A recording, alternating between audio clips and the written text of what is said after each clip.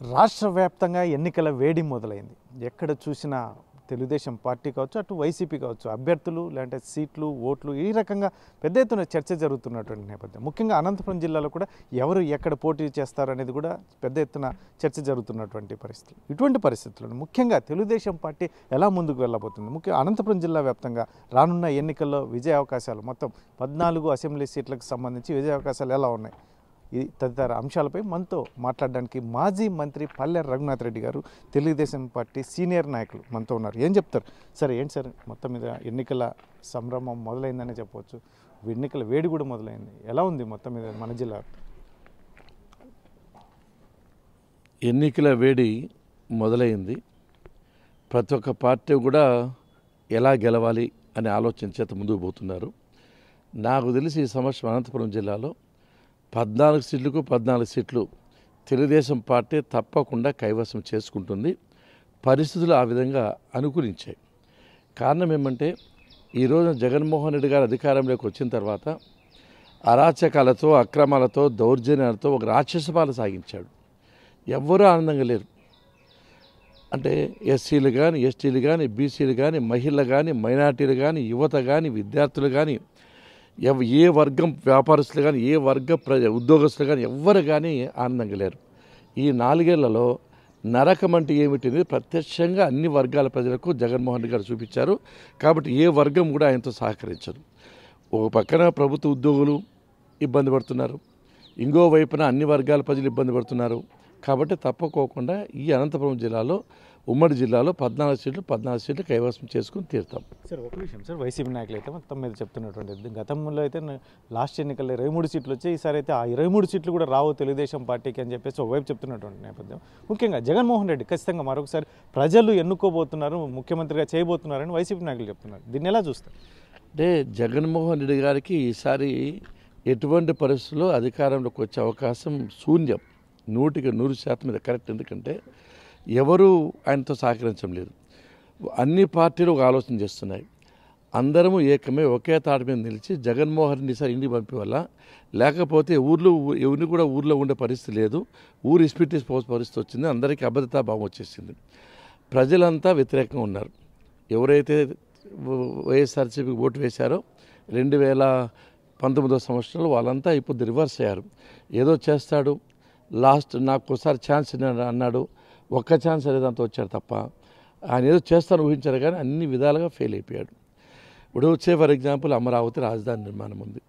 ఇది ఆంధ్రప్రదేశ్లో ఉండే 5 కోట్ల మంది ప్రజల యొక్క ఏకైక కోరిక అమరావతి రాజధానిగా ఉండాలని. అమరావతి రాజధానిని నాశనం చేసి పెట్టాడు.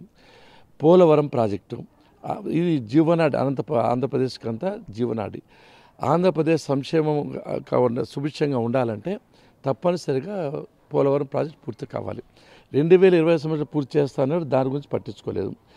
నాకు 25 మంది ఎంపీలు అండి ప్రత్యేక హోదా తెస్తానని చెప్పాడు, మెడలు ఉంచుతానని చెప్పాడు, ఈయనే మెడలో ఉంచాడు, సాష్టాంగ దండ ప్రమాణం చేశాడు, అక్కడ కూడా విఫలమైపోయాడు. సార్ ఒక విషయం సార్, ఇప్పుడున్న పరిస్థితులు ఏకంగా రాష్ట్ర వ్యాప్తంగా పెద్ద ఎత్తున చర్చ జరుగుతున్నాయి. వైఎస్ షర్మిల వచ్చేసి కాంగ్రెస్ పార్టీ పగ్గాలు పట్టబోతుంది. ఇటువంటి పరిస్థితుల్లో ముఖ్యంగా అది ఎవరికి అనుకూలమయ్యే అవకాశం ఉందని తెలుగుదేశం పార్టీ భావిస్తుంది. వైఎస్ షర్మిల గారు జగన్మోహన్ రెడ్డి గారికి చాలా సహాయం చేశారు. ఆయన జైల్లో ఉన్నప్పుడు రాష్ట్ర వ్యాప్తంగా సుడిగాలి పర్యటన చేసి వైఎస్ఆర్సీపీ నిలబెట్టిండేది విజయమ్మ ప్లస్ షర్మిలమ్మ. వాళ్ళిద్దరికీ తల్లికి చెల్లికి మోసం చేశాడు. ఒక రాజ్యసభ సీట్ అడిగితే కూడా ఇవ్వలేదు. ఎందుకంటే నా అభిప్రాయం ఏమంటే ఈమెగాన రాజకీయాలు ఉంటే నాకెక్కడ ఇసురు పెడుతుందో, ఎక్కడ ఆమె ముఖ్యమంత్రి అవుతుందో నేను తప్పుతానని చెప్పి అభద్రతాభావము, ఇన్ఫీరియారిటీ కాంప్లెక్స్ వచ్చింది. ఆ భయపడిపోవడం వల్ల ఆమెకేం సాయం చేయలేదు. ఆమె సొంతంగా పార్టీ పెట్టడం వల్ల అక్కడ తెలంగాణలో బాగా మంచి పేరు వచ్చింది. ఇప్పుడు విలీనం చేసింది, కాంగ్రెస్ పార్టీ అండ ఉంది. ఆ అమ్మాయి చాలా తెలివైంది. తప్పకోకుండా జగన్మోహన్ రెడ్డికి ఆమె 30 కాబోతా ఉంది. ఎందుకంటే ఆ ఓట్లు చీల్చేదంతా వైఎస్ఆర్సీపీ ఓట్లు చీల్చుంది తప్ప తెలుగుదేశం పార్టీ ఓట్లు చీల్చదు. పరోక్షంగా ఏ విధంగా చూసినా కూడా ఆమె ఎన్నికల్లో ఉండడం మాకేం నష్టం లేదు. అంతో ఇంత నష్టం జరిగితే జగన్మోహన్ రెడ్డికి జరుగుతుంది. సార్ ఒక విషయం సార్, ఎస్పెషల్లీ సాక్షాత్ ముఖ్యమంత్రి జగన్మోహన్ రెడ్డి మా కుటుంబంలో కూడా చిచ్చు పెడుతున్నారని చెప్పి మాట్లాడిన నేపథ్యం, ఇది ఎలా చూస్తారు? ఎందుకంటే తెలుగుదేశం పార్టీ కావచ్చు, ఇలాంటి ఇతర ఏ పార్టీ అయినా కూడా ఆ రకంగా ఫ్యామిలీలో చిచ్చు పెట్టే అంశాన్ని తెలుగుదేశం పార్టీ ఎలా చూస్తారు? వాళ్ళ ఫ్యామిలీలో చిచ్చు పెట్టాల్సిన అవసరం కానీ అగత్యం కానీ తెలుగుదేశం పార్టీకి లేదు. చంద్రబాబు నాయుడు గారు అలాంటి వ్యక్తి కూడా కాదు. ఆయన రాజనీతిజ్ఞుడు. ఎట్లంటే అట్లా అడ్డాదిడ్డం పోయాడు కాదు. స్వయంకృతాపరాధం. ఒకవైపున బాబాయిని చంపేస్తే ఈయనకు తెలుసు అని అంటున్నారు, భార్యకు తెలుసు అంటున్నారు. కనీసం ముఖ్యమంత్రిగా 4.5 సంవత్సరాలు పైచిలుకున్నాడు. బాబాయ్ హంతకులు పట్టుకోలేని దీనమైన పరిస్థితిలో ఉన్నాడు, సహాయం చేయని పరిస్థితిలో ఉన్నాడంటే ఈయన ఎవరు నమ్ముతారు నాకైతే అర్థం కాలేదు. రెండవది, చెల్లెలను కూడా ఎక్కడ పైకి రాకూడదు అన్ని విషయాలేమో తొక్కేస్తుండే కాబట్టి అది కూడా వాళ్ళ కుటుంబ సమస్య తప్ప మన సమస్య కాదు. ఆయన కుటుంబంలో ఉండే సమస్యలే పరిష్కారం చేయని వ్యక్తి ఈ రాష్ట్రంలోని ప్రజల యొక్క సమస్య పరిష్కారం చేస్తాడనడంలో చాలా హాస్యాస్పదంగా ఉంది. చేయలేడు. కుటుంబాన్ని సర్దిద్దుకున్న వ్యక్తి అటువంటి రాష్ట్రాన్ని సర్దిద్దగలదు. ప్రజలంతా ఒకసారి గమనించాలి ఈ విషయాన్ని. సరే, ముఖ్యంగా ఏదైతే ఉందో మీకు అధిష్టానం మీ కుటుంబానికే పుట్టపర్తి సీట్ అని చెప్పేసి అంటున్నారు. మీకా లేదంటే మీ కుటుంబంలో వ్యక్తులకు అనేది జిల్లా వ్యాప్తంగా కూడా చర్చ జరుగుతుంది. దీనిపైన ఏమైనా క్లారిటీ ఉందా? తప్పుకోకుండా పుట్టపర్తి కాన్స్టిట్యున్సీని నాకు కానీ నా కుటుంబంలో ఒక వ్యక్తికి కానీ ఇవ్వాలన్న ఆలోచన హైకమాండ్కు ఉండే మాట వాస్తవం. ఈసారికి నా పిల్లలు, నా కొడుకు కానీ నా కోడలు కానీ అన్ని విధాల శక్తిపరులే. బాగా చదువుకున్నారు, మంచి కష్టపడి పనిచేసే మనస్తత్వం ఉంది, మంచి కళాశాలకు బాగా నిర్వహిస్తున్నారు, అన్ని విధాలు యోగ్యులే. కానీ ఈసారికి ఎన్నికల్లో మాత్రం నాకెక్కువ ప్రజలకు ఎక్కువ సాయం చేసిన కాబట్టి డైరెక్ట్గా చిన్న పిల్లల కాంచి ముసలి వరకు నాకు అనుబంధం ఉంటుంది, ఆప్యాయత ఉంటుంది. ఎవరు చనిపోయినా, యాక్సిడెంట్ అయినా, ఇల్లు కాలిపోయినా, హాస్పిటల్లో ఉన్న 108 రాదు, దేవుడు రాడు, బంధువులు రారు, పల్లె రఘునాథుడు వస్తానే ఒక ఆలోచన ప్రతి ఒక్కరికి ఉంది కాబట్టి నాకు యాక్సెస్ ఈజీగా ఉంటుంది. అంతేగా చాలామంది పార్టీలు వైఎస్ఆర్సీపీలు తెలుగుదేశం పార్టీలు చేరే అవకాశం చాలా ఎక్కువగా ఉంది. మాకు సిగ్నల్స్ వచ్చాయి, చేరారు చాలామంది, ఇంకా చేరుతున్నారు. నేను ఎమ్మెల్యే కాంటెస్టింగ్లో ఉంటే వాళ్ళు ఈజీగా చేరే అవకాశం ఉంటుంది కాబట్టి ఈ విషయాన్ని ఆలోచన చేసుకుంటే నాకు విజయ అవకాశాలు చాలా చాలా ఎక్కువగా ఉంటాయి. కాబట్టి తప్పకుండా చంద్రబాబు నాయుడు సార్ను ప్రకారం మాకే అప్పగించారు కాబట్టి మేము ఊరు నిలబడతాం, తప్పకుండా గెలుస్తాం. సార్, ఫైనల్గా చెప్పండి సార్, ఇప్పుడున్న పరిస్థితుల్లో రాష్ట్ర వ్యాప్తంగా ప్రభుత్వ ఉద్యోగులు, టీచర్ల దగ్గర నుంచి అంగన్వాడీ కార్యకర్తలు, మున్సిపల్ కార్మికులు అందరూ రోడ్ల మీదకి వస్తున్నటువంటి నేపథ్యం ఎలా చూస్తారు దీన్ని? ఎన్నడూ లేని విపరీతమైన పరిస్థితి ఆంధ్రప్రదేశ్లో ఉంది.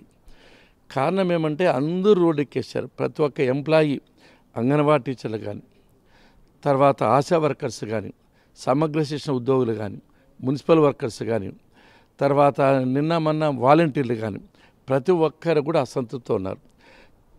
జగన్మోహన్ రెడ్డి గారు జీతాలు ఇవ్వలేని పరిస్థితిలో ఉన్నాడు. ఎవరైనా రిటైర్డ్ అయితే దాదాపు 2 ఏళ్ళైనా 3 ఏళ్ళ బెనిఫిట్స్ ఇవ్వలేకపోతున్నాడు. పెన్షనర్స్కి ఇబ్బంది పెడుతున్నాడు. భారతదేశంలో ఉండే 29 రాష్ట్రాల్లో ఏదైనా 1వ తేదీ జీతాలు ఇవ్వలేని రాష్ట్రం ఏదైనా ఉందంటే అది ఒక్కటే ఆంధ్రప్రదేశ్ అనేది ప్రతి ఒక్కరి మనసులో పడింది. ప్రతి ఒక్కరికి భయం ఎత్తుకుంది. ఈయన అధికారంలోకి వస్తే జీతాలు కూడా ఇవ్వలేడు, అసమర్థుడు, చేతగాని పరిపాలన చేస్తున్నాడు, ఈయన రాకూడదనే ఉద్దేశం చేత ఉన్నారు. వాళ్ళ జీతాలు పెంచాలి, మా మాట తప్పను మడమ తిప్పనని ముఖ్యమంత్రి తెలంగాణ ఉద్యోగస్తుల కంటే, అంగన్వాడీ టీచర్ల కంటే 1000 రూపాయలు ఎక్కువ ఇస్తాన వ్యక్తి వాళ్ళకంటే చాలా తక్కువ జీతం ఇస్తున్నాడు. సుప్రీంకోర్టు జడ్జిమెంట్ ఇచ్చింది గ్రాట్యుటీ ఇవ్వాలని, అది ఇవ్వడం లేదు. మా కుటుంబాలు ఎవరైనా సరిపోతే కంపాషన్ గ్రౌండ్ కింద ఇవ్వమని అడిగారు, అది ఇవ్వడం లేదు. ఉద్యోగస్తుల కనీస కోరికలు కూడా నెరవేర్చిన పరిస్థితిలో ఉన్నాడు. అందరూ రోడ్డు ఎక్కారు. రాష్ట్రం అతలాకుతలమైపోతుంది. ఆయనతో ఎవరు సహకరించారు. దానికి తోడు ఎమ్మెల్యే ట్రాన్స్ఫర్ చేసిన ఉద్యోగుల మాదిరి, దానివల్ల వాళ్ళు అసంతృప్తి. మాకంటే కూడా వైఎస్ఆర్సీపీ నాయకుల్లో, ఎమ్మెల్యేలో అభద్రతాభావం ఉంది, అలజడి మొదలైంది, కోపం మొదలైంది. కాబట్టి ఈ జగన్మోహన్ రెడ్డి గారికి ముప్పేట దాటి ఇక ఇటు ఉద్యోగస్తులు, ఇటు ప్రజలు, ఇటు సొంత పార్టీ, సొంత కుటుంబం అందరూ కలిసి ఒకరే ఆయన మీద దాడి చేస్తున్నారు. తప్పకోకుండా జగన్మోహన్ రెడ్డికి కర్నూలు చావుకు 1000 కారణాలు ఉన్నట్లు ఆయన ఓటమి కూడా ఇన్ని కారణాలు తోడవుతున్నాయి. తప్పకుండా 2024 సంవత్సరంలో భారీ మూల్యం చెల్లించవలసి వస్తుంది. జగన్మోహన్ రెడ్డి గారు తప్పకుండా ఇంటికి పోతారు. ఆ పార్టీ సజీవ సమాధి అయిపోతుంది. ఇది మాజీ మంత్రి పల్లె రఘునాథ్ రెడ్డి గారు చెప్తున్నటువంటి విషయం. ఏదైతే ఉందో మొత్తం మీద రానున్న ఎన్నికల్లో ముఖ్యంగా అనంతపురం జిల్లా వ్యాప్తంగా 14 సీట్లకు 14 గెలవబోతున్నాం. ఇటువంటి పరిస్థితుల్లోనే ముఖ్యంగా జగన్మోహన్ రెడ్డిని మొత్తం ప్రతి ఒక్కరూ విసిగి వేసారిపోయిన నేపథ్యంలో మరొకసారి ఆయన గెలిచే ప్రసక్తే లేదని, ఇటువంటి పరిస్థితుల్లో ఖచ్చితంగా చంద్రబాబు నాయుడు మరొకసారి ముఖ్యమంత్రి కాబోతున్నాడు. ముఖ్యంగా ఏదైతే ఉందో అనంతపురం జిల్లా వ్యాప్తంగా కూడా ఖచ్చితంగా సానుకూలమైన వాతావరణమే ఉందని చెప్పేసి చెప్తున్నటువంటి నేపథ్యం.